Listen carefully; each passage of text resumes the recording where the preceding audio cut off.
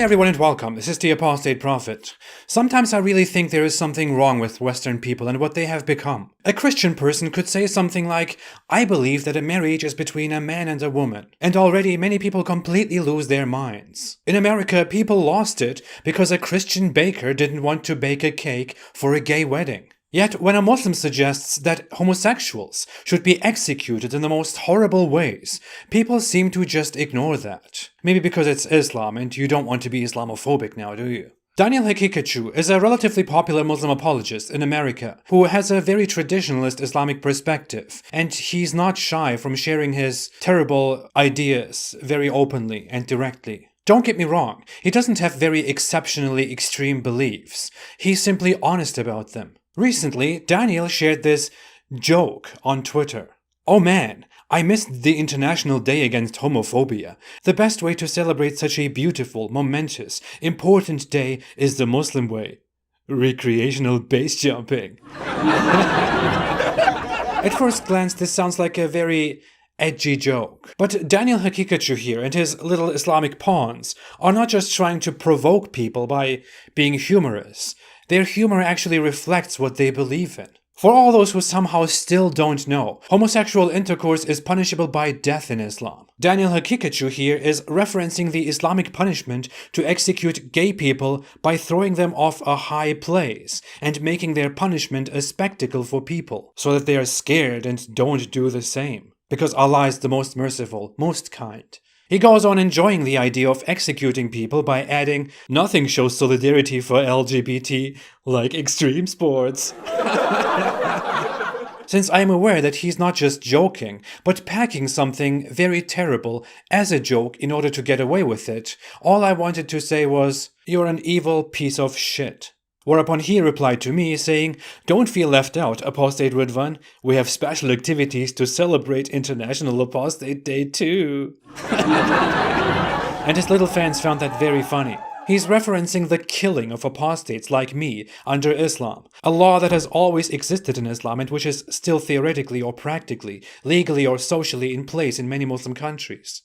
Mr. Pikachu here believes that me and others like me deserve to be put to death simply for leaving Islam and being public about it. Because by his Islamic logic, sanctioned by the very holy Prophet Muhammad, people like me put other people's eternal afterlives in danger, which is worse than temporary life, which means we can just be executed.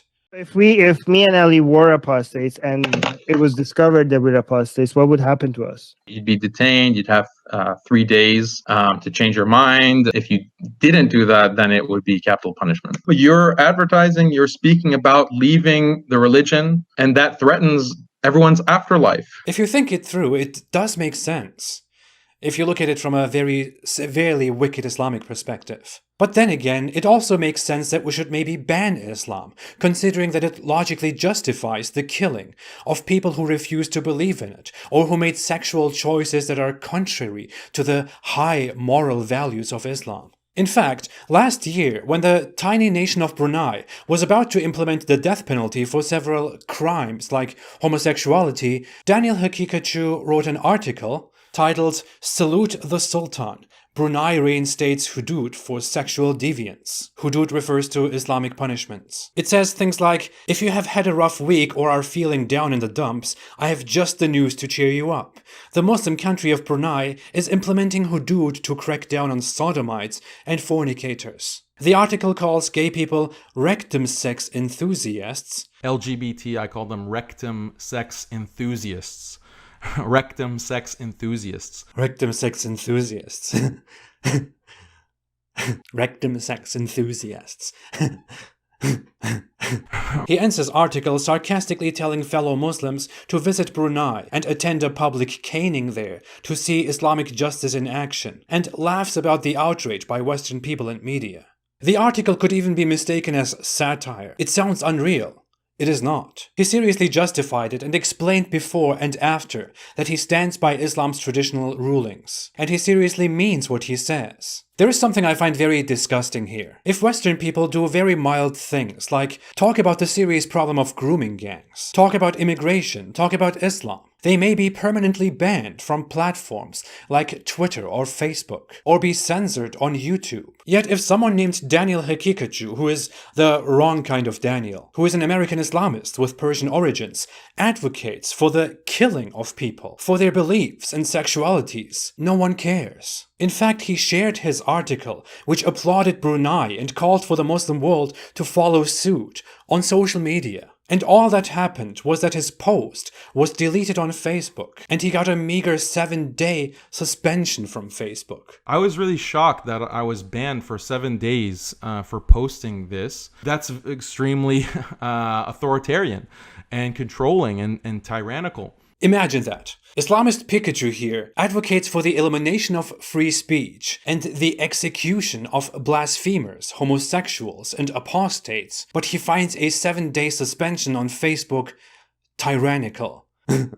Tyrannical. There are a lot of problems with this guy. In a lengthy paper, he explained how the death penalty and the labeling of homosexuals only applies to people who commit, not merely feel homosexual behavior, which of course makes everything much better. In one instance, he complains about the Western dramatization of child marriage in Islamic society and mentions how Western teenagers are sexually active, which he finds worse. He's talking about 14-year-olds who have sex with 14-year-olds and comparing that to 13-year-olds who get married to 30-year-old men. He expressed happiness upon the arrest of an Egyptian atheist, and much more. In short, he wants the world to follow authoritarian, tyrannical Islam, which is just Islam. I don't have a problem with imposing a system on people. I don't have a problem with it. And I think that, yes, Islamic law should be imposed. Everyone should aspire to that. All nations should aspire to that. By his standards, we wouldn't even have the right to object to that, because free speech doesn't exist in his ideal world. It is detrimental to society and must be punished. That always makes me think, isn't it kind of a strange paradox? The irony is that we are giving people who are against freedom the freedom to say that they are against freedom, to advocate for the removal of freedom, because we are for freedom.